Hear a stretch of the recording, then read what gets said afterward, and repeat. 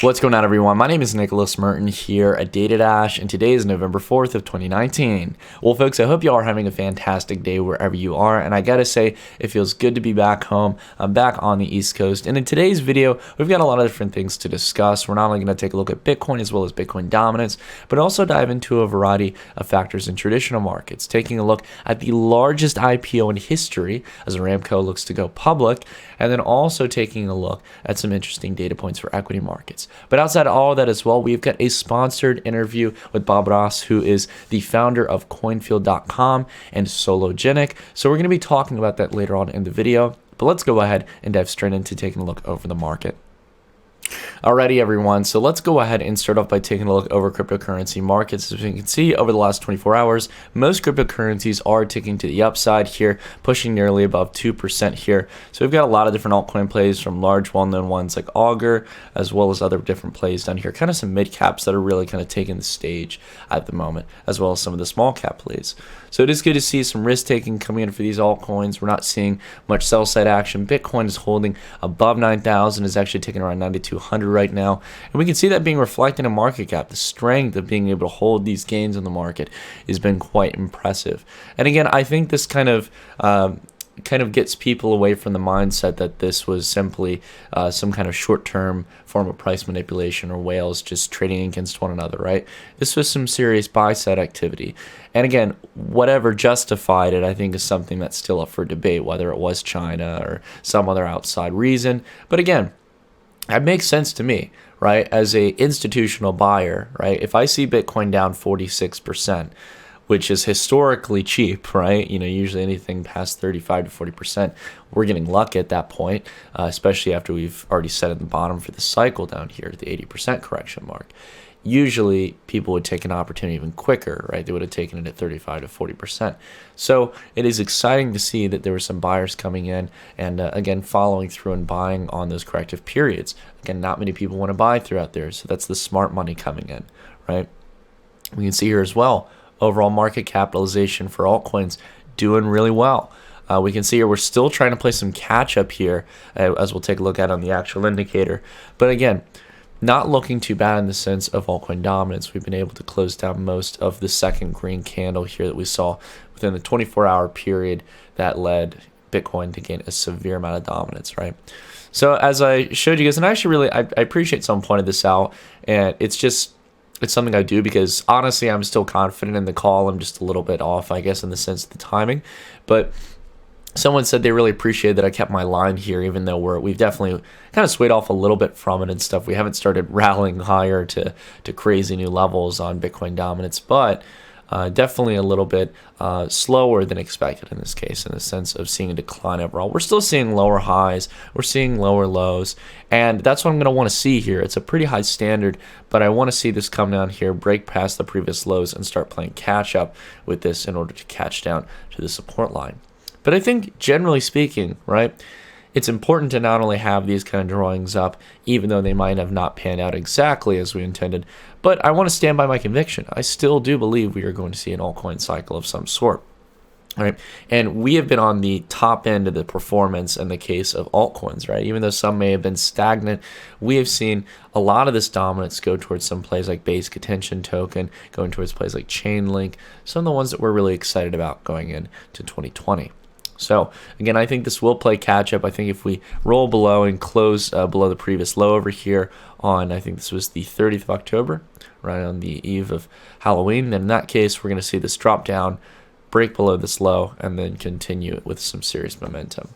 And I really only think we get that as we start to approach towards, Bitcoin getting back up to its previous highs, and Bitcoin also breaking past to new highs, in this case around 20,000. Well, actually, what really happens is we get back up to 20K, we hit resistance, and some of that exit of liquidity, right? Maybe we go from 20K to 16 or 15K. In that case, we're going to see some of that flow into altcoins. And then after that, Bitcoin regains dominance as we go in towards the majority of the cycle. And after that, we start to see, again, altcoins getting some excitement as liquidity is exiting out of Bitcoin towards the end of it. And that's a long time frame, guys. That's going to be like 2021. So anyways, again, we're keeping patient here. On the weekly, again, just to signal to you guys, even though we did have this bump up in Bitcoin, right, we can still see here on the stochastic RSI, right, and this is what most of the indicators are flashing. I just happen not to have it here at the moment. If you take a look at all three indicators, even though the divergence maybe has slowed a little bit on the MACD, we're still not seeing enough to confirm a trend reversal. And these two weekly candles that have formed so far afterwards are proving that, okay? So let's go ahead. We'll take a look at Bitcoin here. Take a look on Coinbase, right? Go ahead here, take a look on the daily time frame. You can see here, still holding out well. Still holding around the general support range that we held back here, as well as a resistance range back here during June. So again, this is looking quite nice. The more we hold up here, guys, the more confident I'm going to be that, again, this price action is justified. Not to mention the fact that the volume has pretty much gone stagnant and there are no major sellers coming in. And the fact that it's holding on a big even like 9,000 at any of these lows here for these past few days is really exciting to me, right? I'm not trying to be, a permabull on this, guys. I'm not trying to be biased in any sense. Chart just looks pretty good after what I thought was going to be very difficult price action to hold. A 42% leap up in price, with a lot of that coming down on the second, part of the second day. Really was actually 24 hours between the two candles. But, again, this was probably one of the best case scenarios for Bitcoin with this kind of rally. I mean, I gotta say, I'm very, very happy to see this. It makes me confident that this was not going to be a fluke that falls back over and goes to new lows, right? So anyways, there's not much TA you can do on this. What I'd really want to see is a break at above 9,400 for me to get absolutely, eager to buy in and average in more before the momentum picks up, but we're not there just yet. That's what I'd like to see, because has been resistance a few times here, about 3 times here, and really it's been kind of where price has been weighed down previously 3 times back over here. So anyways, again, we'll do some more TA as time progresses, but right now, guys, markets are again giving a favor to altcoins in this case. We've been seeing the trend is still favoring altcoins in the past few months, and outside of that as well, we're waiting for Bitcoin to get a confirmation that's going to start ticking higher.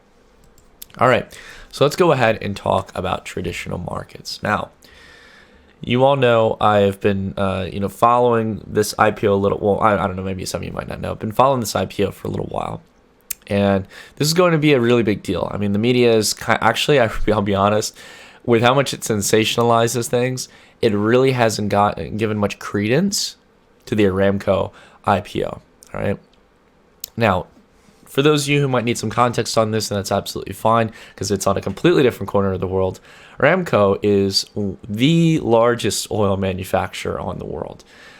They produce about 10% of all the oil and petroleum products that people consume in the world. 10%. That's a big deal. I mean, there is, even companies like ExxonMobil, you could go down the list of any oil company you can think of. They're not as big as Aramco, right? Now, Saudi Arabia as a country has lost its dominance on oil markets. The United States is now, from my understanding, I think is the largest producer. Maybe not the largest exporter, but we are the largest producer. So a lot of that demand for foreign imports, right, from for oil and natural gas, is now being subsidized by the new developments in the United States. So it does leave this massive oil company in Saudi Arabia in a very interesting position to launch its IPO. Oil prices are not that beautiful right now, in the sense of being lucrative for those who are drilling and refining petroleum products. And outside of that as well, there has not only been a saturation in the United States, but a growing saturation across the world where producers are finding cheaper ways to produce oil, right, or to basically drill oil and actually produce it into gas. And we're not only seeing that, the other compounding effect here to the downside is that there's a slowing growth of global demand, right? There will be growing energy demands over the next few decades, and that's a big thing that I'm looking forward to. It's something that many people are looking forward to, and I as an investor, I've been looking at so many different sectors for this. But quite frankly, a lot of this is going to be grid power, and it's not going to be so much in the transport sector. So I don't really see a massive drive for oil over the next few decades. In fact, as I've talked about, and I can pull up here on the chart, I've talked a lot about how crude oil has a chance to possibly go down to really, even though it may not look like it, historic lows. And what I mean by this, well, if you factor in this chart here, my theory is that we're going to see prices come back down into this channel between 20 to 40 bucks. That historically was where price was between the 80s, 90s, and early 2000s. But it's not only just the fact that the price is going to go down to this lower range. If we factor it in for inflation, this is going to mean that crude oil, if it were to go down to this range, would be at its cheapest levels in history. It would be absolutely abundant, right, if it's factored in for inflation. So this is something important to take into mind. I've estimated that sometime in late 2020 to early to mid 2021, we're going to see oil prices back down in this range. Again, we'll have to see if that actually comes to fruition. It's one of my many theories. Again, I think the chart is indicating this with lower highs and lower lows lining up perfectly with the previous ones that we have. This is what we would get somewhere in this range. So who knows? Maybe oil will go against the cusp. Maybe we will see a growth in global demand over the next few years, and maybe we won't hit a recession of any sort. But I do believe that if the economy starts to slow down, you have the effect of growing demand for electric vehicles, and also when it comes to grid power, a decline in need for a wide range of commodities like oil, natural gas, coal. We're going to see a push away overall into a variety of other energy-based inputs, and that's solar technology. That's, in my opinion, I know it's still not popular, nuclear, whether that's fusion and fission. Those are things that are coming into the next decade to 2 decades. We have to think about that kind of stuff, right? We have to think about when governments are going to start shifting away from these types of energy inputs, right? So anyways, I just wanted to mention this out there. Again, what's very interesting to take away, and Bloomberg pointed out here, was that the Tadawul, which is basically the index for Saudi stocks, kind of, for example, very similar to what you'd find in the S&P 500, right? They're seeing a divergence from emerging markets, which actually have recovered since back here in August. So it's interesting. Can this IPO be the savior for markets? Or maybe is it because of this IPO being a $1.5 trillion IPO that we're starting to see money exit out of the market, preparing to buy shares in this IPO that we can't see reflected in price or the overall index just yet? Could be a very good explanation for it. Who knows? But again, with a net income of $111 billion, this is more than any company in the world. $111 billion. We have to really wonder what this IPO is going to look like. It's going to be very, very interesting to see this come to fruition. And it'll be interesting to see how the market values something that has been bouncing between a $1.5 to $2 trillion valuation, and some estimating lower. So give it a ballpark range of $1 trillion to $2 trillion. That seems like a pretty good estimate in that case. $1 trillion spread in valuation. It shows you people can evaluate things however they please, right? I could view a company that's bringing in $111 billion as a $5 trillion company, because I believe that oil is going to be in consistent demand. It has always been over the last century. And some might say, in the next 10 years, there's a breakthrough in electric vehicles that makes them extremely cheap, and battery technology and renewables or other alternative energy sources like nuclear. And because of that, we're never going to need oil, right? Again, I find myself somewhere in the middle, more practical, thinking that over the next 15 to 20 years, we are still going to have consistent demand for oil, but I don't think it's going to be enough to sustain prices at these levels. And we're going to go down to historic levels that we've seen over the last few decades, which is between $20 to $40 a barrel. So anyways, let's go ahead here, guys. I want to take a look at LMTR. There's a really interesting set of 2 posts that they put over the last week. And one of the first things I want to take a look at is a very interesting trend that we not only tend to find towards peaks, but we have obviously seen right here in the NASDAQ, and that is the consolidation of valuation into a few companies. That sounded interesting. The consolidation of valuation. I could write a book title and have that as the title. Anyways, so basically, as we tend to find markets reaching their peak, right? We've seen this historically. We've seen this in 2009, right? We can generally see here that as we start to get towards a point where we start to get lower, we can really, to put this in a better way, as we tend to get towards the end of the cycle here, right, we can start to see that there is a lower percentage members above their 200-day moving average. I apologize, I was reading the chart wrong, talking about 2009. You can see here with each of these cycles, we set generally lower highs here for the amount of companies that are resting at any given time above their 200-day moving average. So this shows us there's a consolidation in valuation. If the NASDAQ is going up, right, if it's continuing to hold towards its highs, if it's continuing to go up over time, like we saw here and here, this means that valuations are getting very large for certain specific companies, and the rest are faltering. The rest are underperforming, right? So again, in this case, we're starting to see that consolidation happen. The highs are starting to drop down again at an exponentially declining rate in this case, right? These highs weren't that different. These highs were getting up a bigger difference. And you can see here that it's really starting to pick up direction.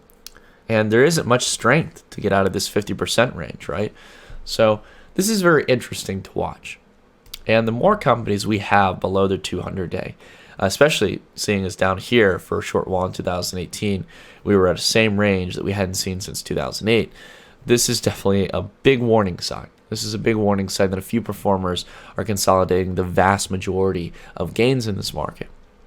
And another thing to take into mind, why is it that stocks are still holding high like this? Why are we seeing the few players that are leading the market pushing the NASDAQ, the S&P 500, the Dow Jones to all-time highs?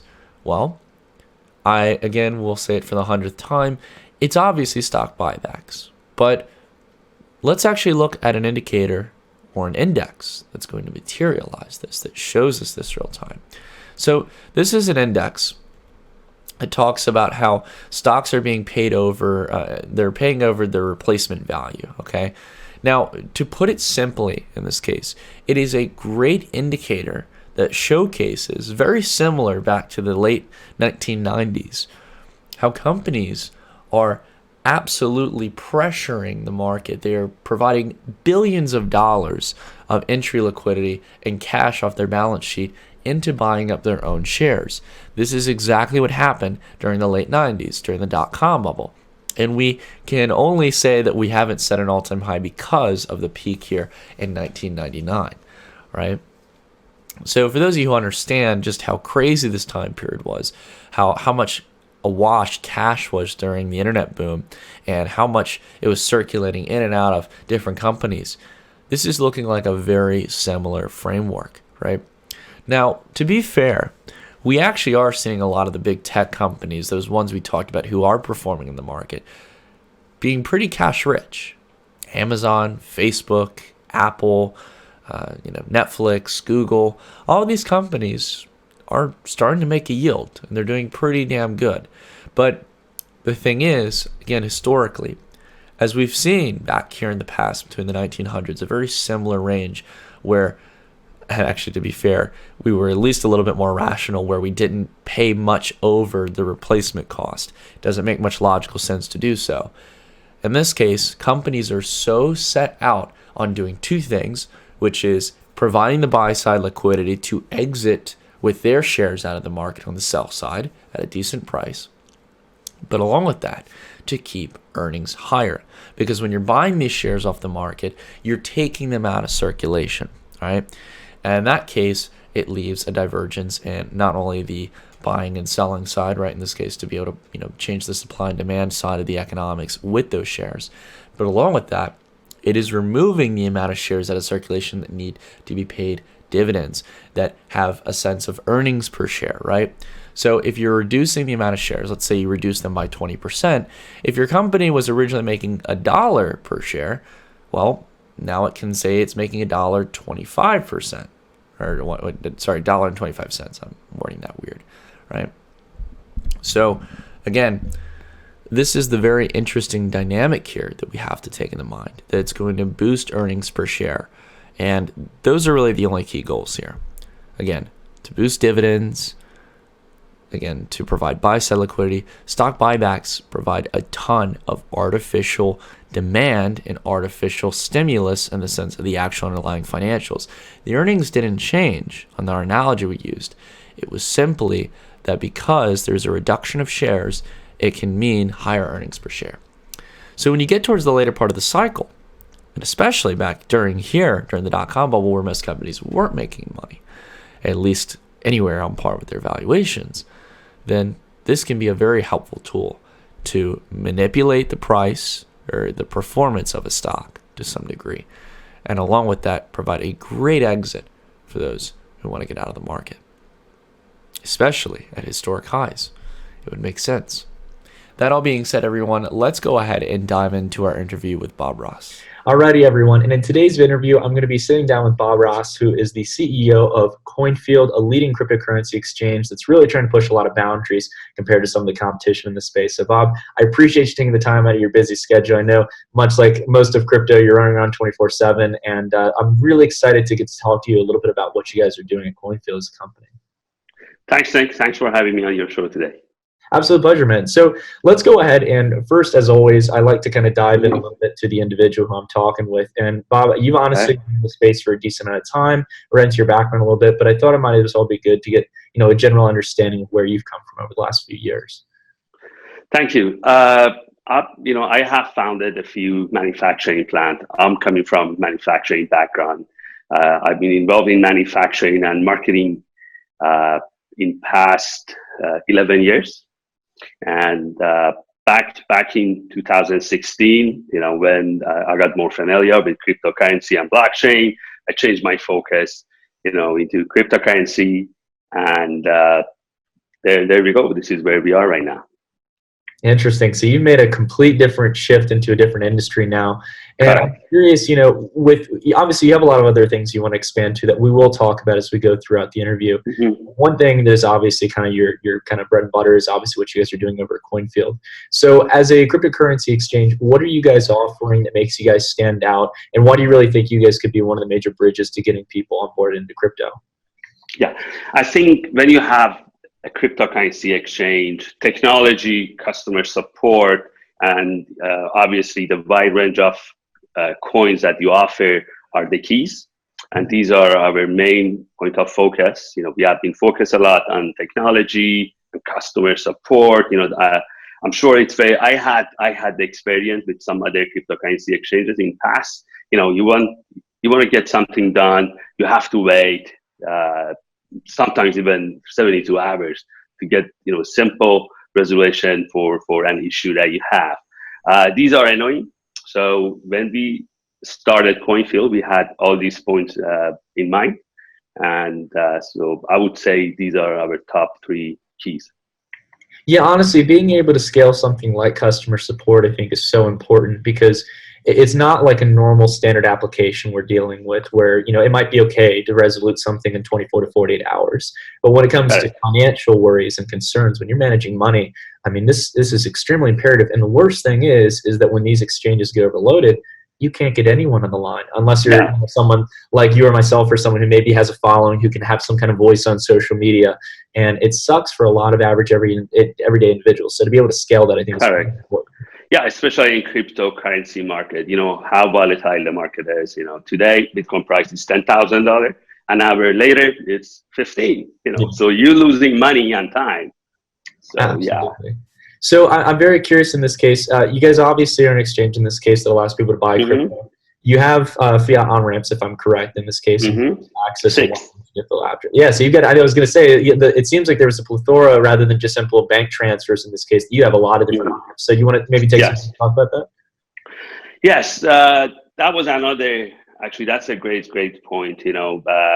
I think fiat ramping is an essential factor for every crypto exchange. I understand that some of the business model for cryptocurrency exchanges are different. They are crypto to crypto, but at the end of the day, people need fiat ramping, in order to start trading, get into the cryptocurrency market. And for that reason, we supported 6 different currencies.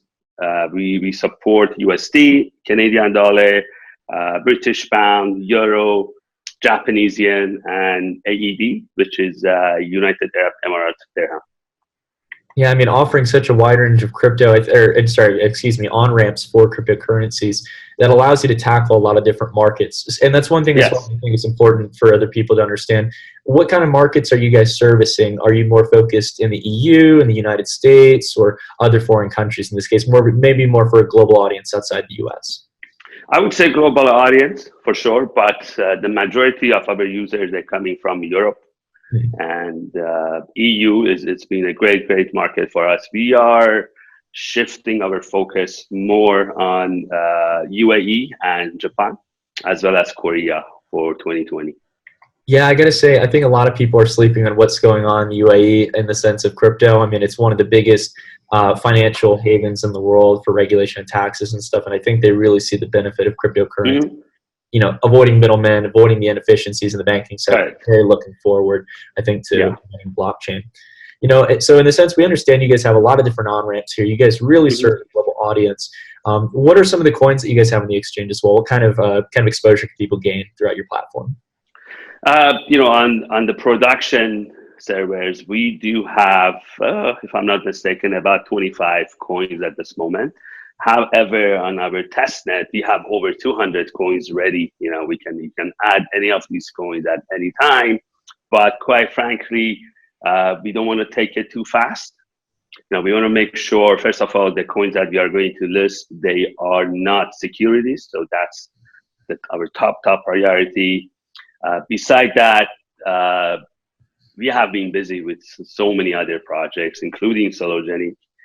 But end of the day, I think these 200 coins from our testnet, eventually they're going to be added on CoinField, I would say within next 180 days.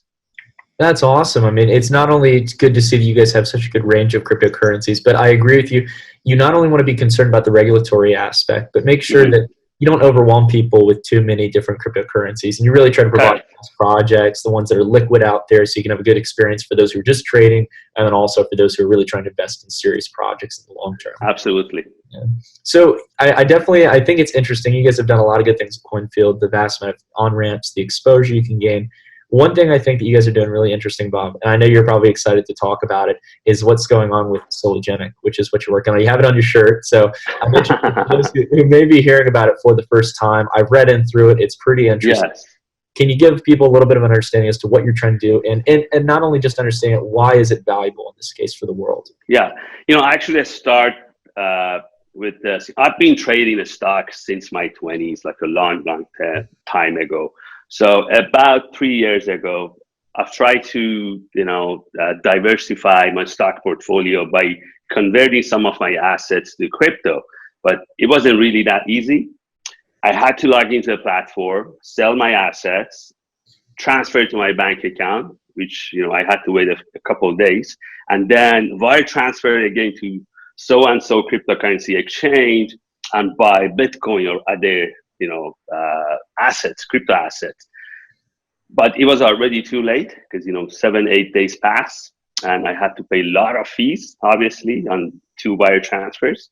End of the day, by the time that the money was in my account, the Bitcoin price was skyrocketing, right? So I lost the opportunity. So that's exactly how the idea of Sologeny came to our mind. Let's put it that way, and we started this new project. So to put it simple, you guys are basically building this kind of ramp to be able to move money in this case, or different in between different types of assets very quickly in a very liquid nature as well. And as you mentioned, when people not only, I think most people usually just think about it in the sense of fees, right? And that's a huge problem in the financial sector. Now we're going back on everything that we've worked on in crypto, which is to get away from bank fees. But now you're going back as well also into the realm of long wait times, which take forever. And throughout those time periods, I always try to tell people, this is why crypto is so important. The banks are getting that money behind the scenes. They're doing all kinds of things with money during that transfer period. It's kept that way. So I think it's interesting. You guys have not only just focused on the exchange aspect in CoinField, but you're trying to really build this ecosystem for assets to move liquidly as they should. Yeah, in a nutshell, Sologeny is merging traditional financial markets like stocks and ETFs with crypto assets. You can convert your, let's say, Tesla stock to Bitcoin or XRP in just a few clicks. That's beautiful. That's very convenient. We already have this technology. This technology already exists. So all you have to do, you have to put the pieces together. Why not? The technology is here to make people's life easier and more cost efficient.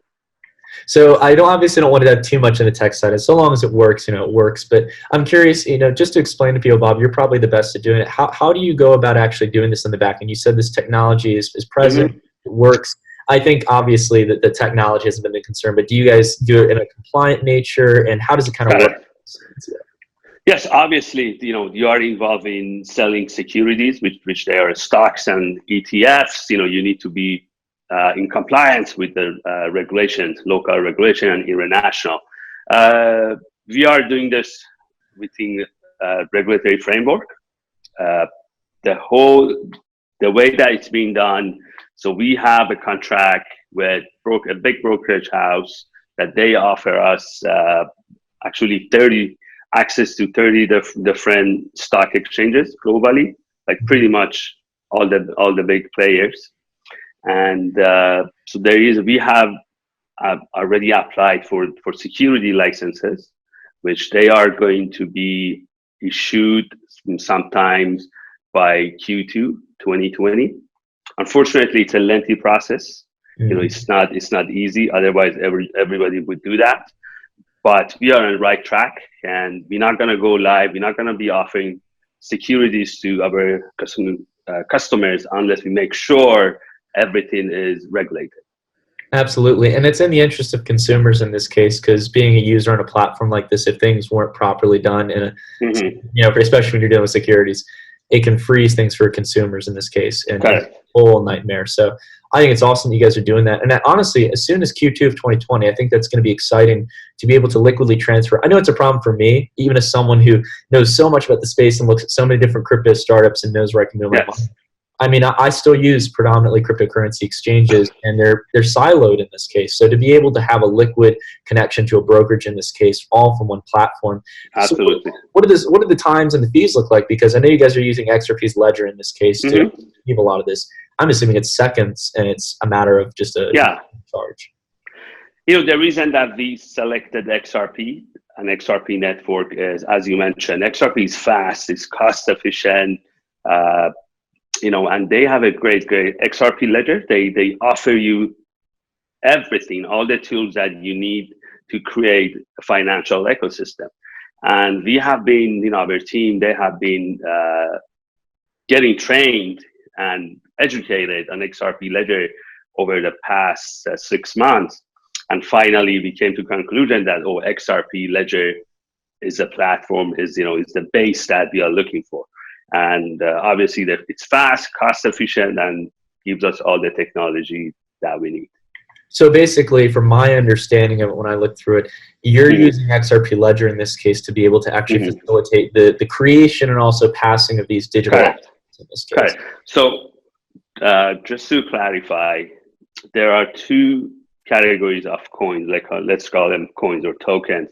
There is solo coins, which is designed for market making and liquidity providing. So that's for the different purpose.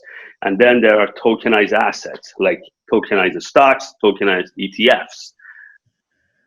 Both categories are issued on XRP Ledger. So any token, solo tokens or tokenized assets, they can be stored on XRP wallet. So if you have an XRP wallet, you can store your solo coins or tokenized assets. Interesting. That's so cool to see you guys are covering. I think you're giving people, again, who might be getting into crypto for the first time, that might be their first financial market that they've ever tackled into, now arranged to tackle into stocks, as ETFs. Are you guys looking as well? I mean, obviously, if you're doing ETFs in this case, you're kind of synonymously doing commodities as well, because there's ETFs for gold and silver and markets. We are thinking about that, but every category needs a specific license. So it's not easy to apply. We don't want to go too fast. We could just say, we want to sell oil. We don't want to do that. We want to take it slowly but surely, right? But we definitely are going to expand that. That's something that it's been we always thought about it. So for sure, in future we are going to add and extend the portfolio.